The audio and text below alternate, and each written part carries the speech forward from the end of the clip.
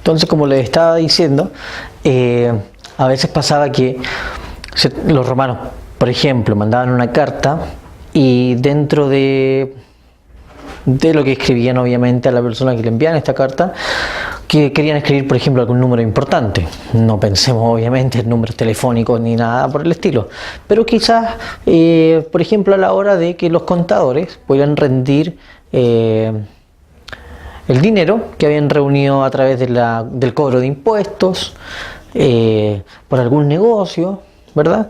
Y querían llevar un registro de estos números, de estas cantidades que ganaban, que perdían, lo que sobraba, lo que gastaban en general. Entonces, a la hora de representarlo, lo ponían, por ejemplo, con letras. Entonces uno trataba de leer este número y en algunos casos también era una palabra, y esa palabra tenía un cierto significado. De hecho, hay un caso puntual que yo lamentablemente no recuerdo cómo se escribe, que es cuando uno escribe la palabra muerte en el alfabeto romano, no tal cual como nosotros la conocemos, sino que de otra manera, pero que al mismo tiempo significa una cantidad, o sea, es una cifra numérica. Entonces imagínense que si ya era complicado, porque uno podía confundirse si era una palabra o un número, imagínense qué hubiese pasado si yo quiero multiplicar, por ejemplo, estos dos números. Vamos a escribir acá el 348. Entonces yo quería multiplicar estos dos números. Este número de acá multiplicado por 348. Demasiado complejo. Existían unas reglas, pero era tan engorrosa, era tan complicada, que las personas en ese caso trataban de buscar otro método, simplemente. Es un caso aparte, ¿ya? Que de alguna manera crearon un sistema también muy, muy interesante para el tema de los cálculos, justamente en contabilidad u otras cosas. Fueron los chinos, por ejemplo, con el ábaco, ¿ya? Ellos calculaban ahí con el ábaco, podían contar porque estaba separado. También el ábaco tiene una idea referente a esto del valor posicional, ¿ya? Entonces estaban los números romanos, mucho más atrás existieron los egipcios, que también tenían su sistema numérico, donde por ejemplo el número 5 se representaba con un ojo, ¿ya?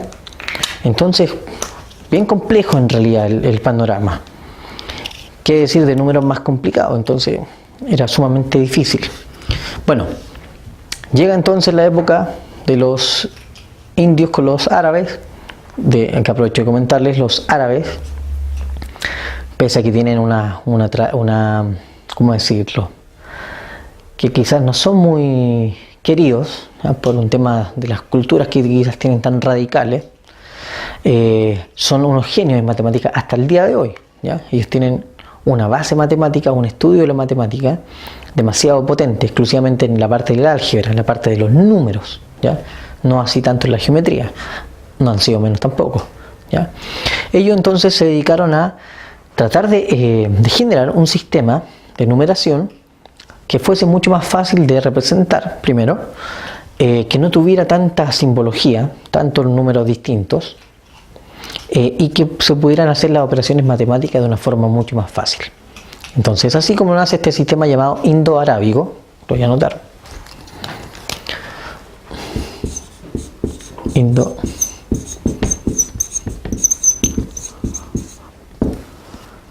¿Ya?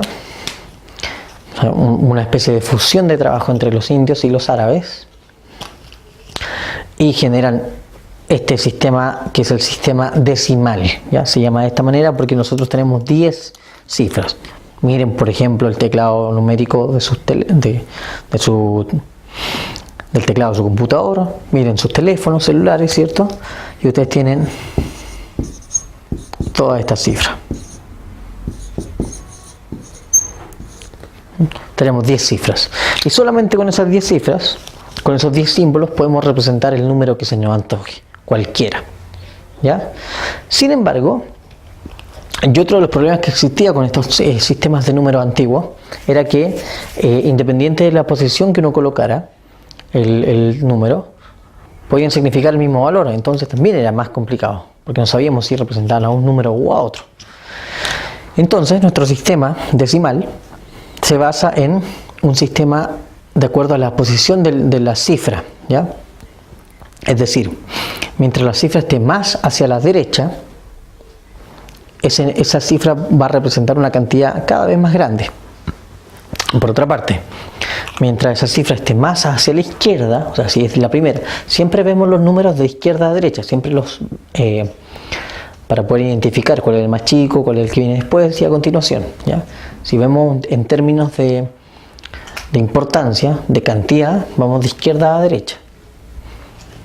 Entonces, el que está más a la izquierda es el más pequeñito. Ahora, ¿cómo los definimos nosotros? El que está más a la izquierda, el primero, pensando siempre que estoy contando o que estoy posicionando de izquierda a derecha,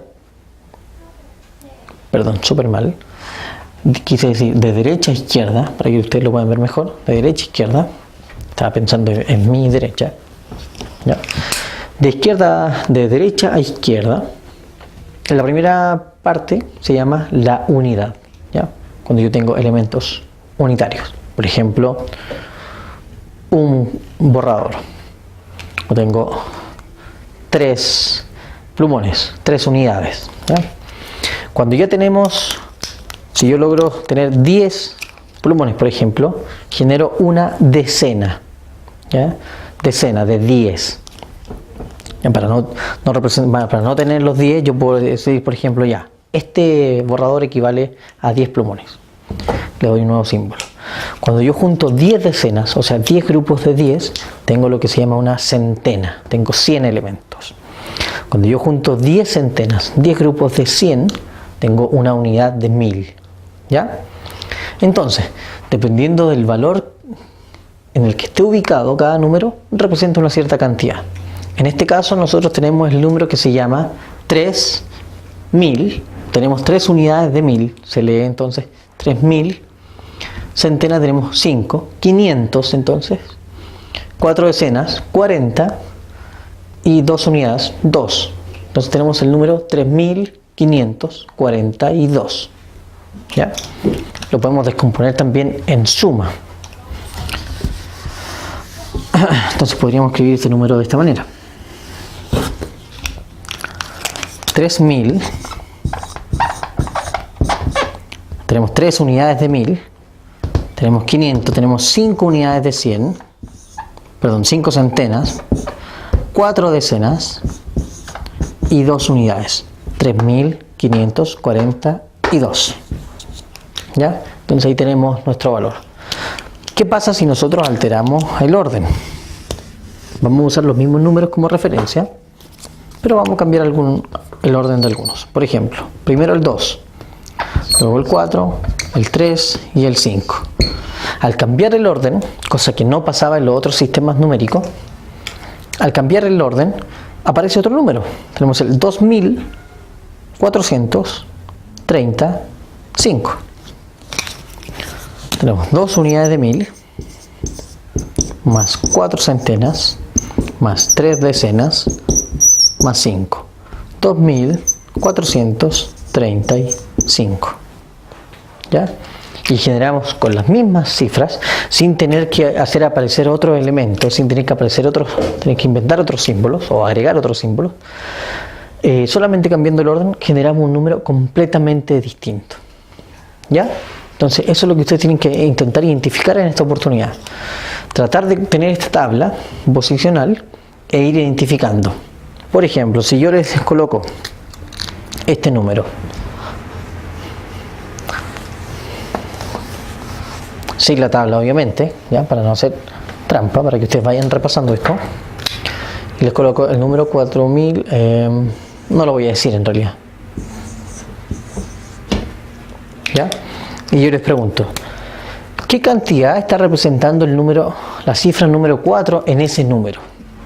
¿Está representando unidad, centena, decena, unidad de 1000? Entonces eso es lo que ustedes me tienen que responder. En este caso el número 4 está representando a la unidad de 1000, por lo tanto el 4 en este número es 4000. De la misma manera yo les puedo preguntar, ¿qué cantidad está representando el 9 en este caso? Como 9 está en la segunda posición, yendo de derecha a izquierda, está en la decena. Tenemos 9 decenas, por lo tanto tenemos 90. ¿Ya? El 9 representa 9 decenas. ¿Ok? Y eso es lo que ustedes tienen que hacer en esta oportunidad en el trabajo. ¿Ya? Eso es lo que les vamos a pedir por el momento. Hacer este trabajo y tratar de descomponerlo. De esta manera, tenemos 4 unidades de 1000 más 3 centenas más 9 decenas más 2 unidades. ¿Está bien? Y por favor también les voy a pedir que practiquen un poquito el tema de la escritura. Escribamos este valor, 4392 en palabras. 4390, disculpen mi letra, no es muy linda que digamos, 92, ¿ya? 4392. Esa es la idea, que ustedes pueden identificar entonces algunas cantidades. ¿Cómo van a identificar estas cantidades, muchachos? Con este cuadrito de la tabla, la tablita que yo les mostré.